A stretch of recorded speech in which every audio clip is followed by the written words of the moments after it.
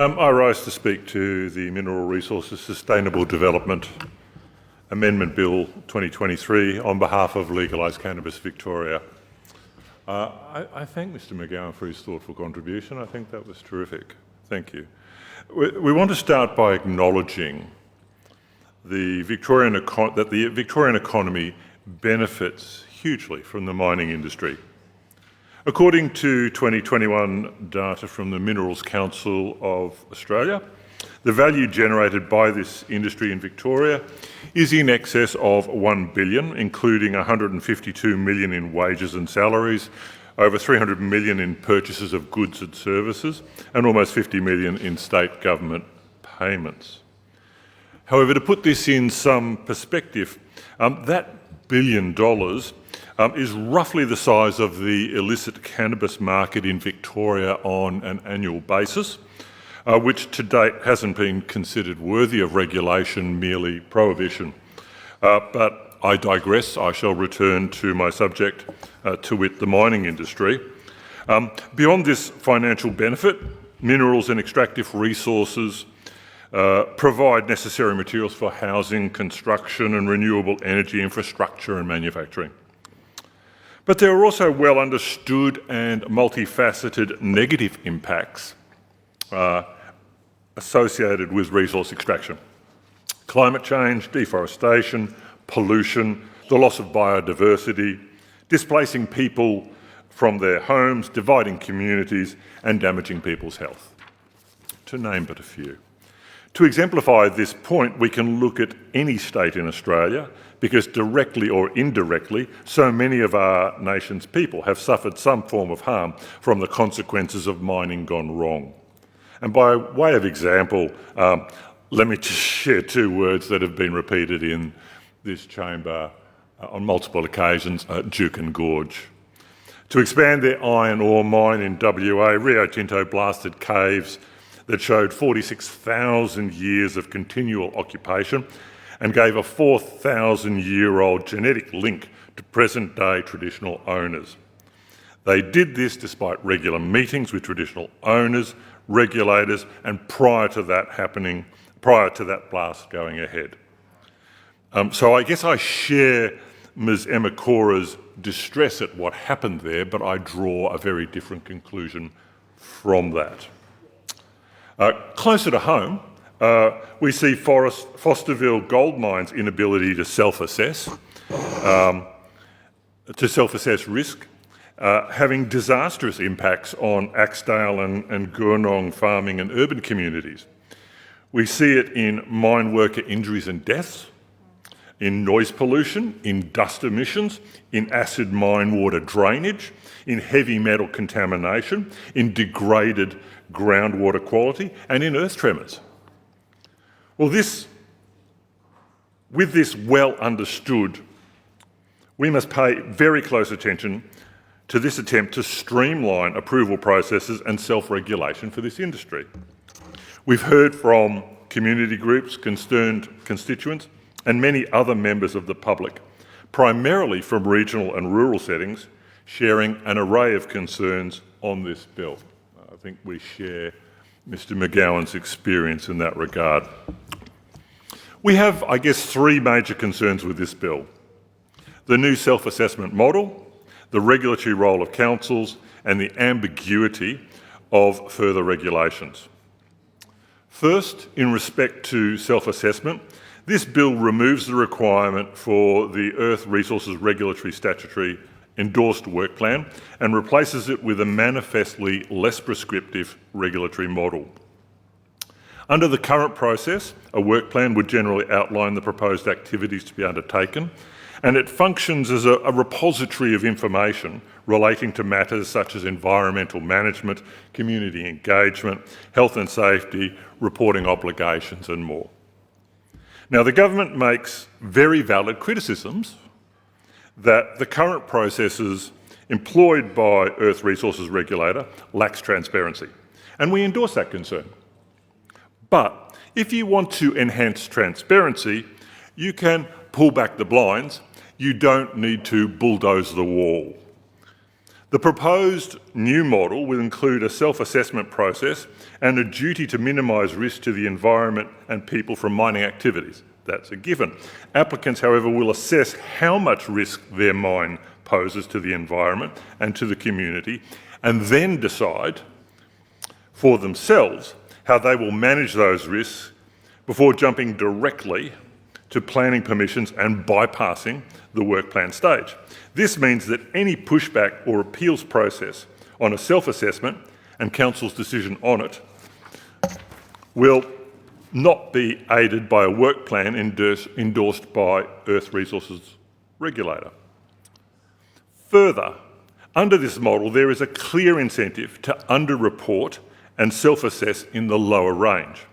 A self-assessment of low risk means that miners can commence work according to a code of compliance and will not need to prepare a rehabilitation plan to be approved by the department. I want to come back to rehab in a minute, but we've heard stories from stakeholders that speak to just how problematic a self-assessment regulatory approach to this industry will be. We heard, for example, the story of a landholder that informed a mining company that the ground was too waterlogged for exploration activities. The mining company's risk assessment was that this was not a problem and insisted on access. The result was extensive and permanent damage to the land in question from the 20-tonne drilling rig, which became bogged and had to be dug out no less than 15 times. We understand the government believes that the existing process is unnecessarily costly and inefficient, creating delays and adding cost to industry. But why risk rushing such environmentally sensitive applications through when the consequences of getting it wrong are so severe? We should be seeking every opportunity to identify risks well in advance of a final approval being issued. Turning now to our second point of concern. Under this new process, councils will become responsible for approvals for planning permission, with the Minister for Planning as the referral authority. Councils will have to assess the environmental hazards, the health risks, and a complex range of long and short-term impacts. Basically, they need to assess both the direct and indirect impacts on community, environment, and business. They are to do this without a work plan and having to rely on an applicant's self-assessed risk plan. They are to do this without technical, geological and environmental expertise and resources, something that is essential to properly assess mining applications. Now, this is just a little bit bizarre, because if we are to believe what we have heard of proposed changes to the building planning framework, this government does not trust local councils to approve the building of a block of flats, but apparently considers them competent enough to approve extraordinarily complex mining projects. I mean, the mind boggles at this inconsistency. Further compounding these concerns is the requirement for councils to provide ongoing monitoring to enforce compliance with the new duty in the scheme for an unwritten but not legally binding code of compliance. So let's remember that we will be having rate-capped councils doing this. One must ask, with what money and with what highly skilled technical human resources will they be doing this? So there is a real concern that these changes could burden council and inadvertently lead to less due diligence and less evidence-based decisions. It is then even more perplexing that the government has said that these reforms will not significantly change the role of councils in respect of mining and extractive industries. We understand that assurances have been provided by the government to the opposition, proposing a comprehensive period of consultation, including with local government. But we have not cited that, so please forgive me if I do not feel particularly reassured.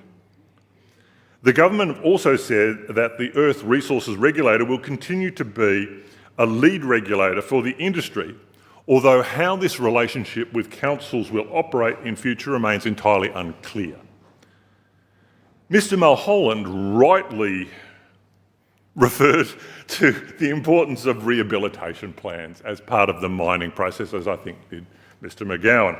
But we know from previous Victoria Auditor General reports, reporting specifically on the question of rehabilitating mines, that historically this regulator has repeatedly failed in its role to ensure that land is progressively rehabilitated and returned to pre-mining or better conditions. So the government has foreshadowed further changes to the Victorian planning provisions, local planning schemes and related documents to clarify the process for this decision-making, which will be subject to community consultation.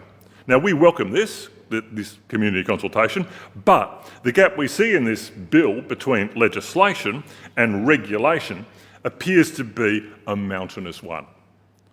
I concur with Mr McGowan.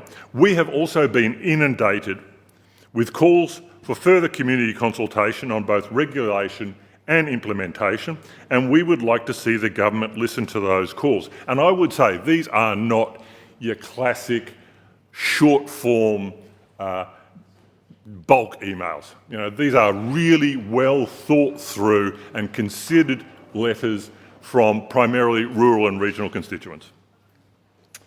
We believe that consultation should happen first and then bring this bill back to this place. That is why we will not lend our support to this bill at this time. One of Legalised Cannabis Victoria's pillars is Save Our Planet, and this principle is front and centre in our deliberations on this bill. So to this end, we will be supportive of proposed amendments that will encourage greater consultation with local governments, environmental organisations and regional communities likely to be impacted by mining and exploration. Broad consultation, transparency and accountability is important, and we don't want to settle for less. Thank you.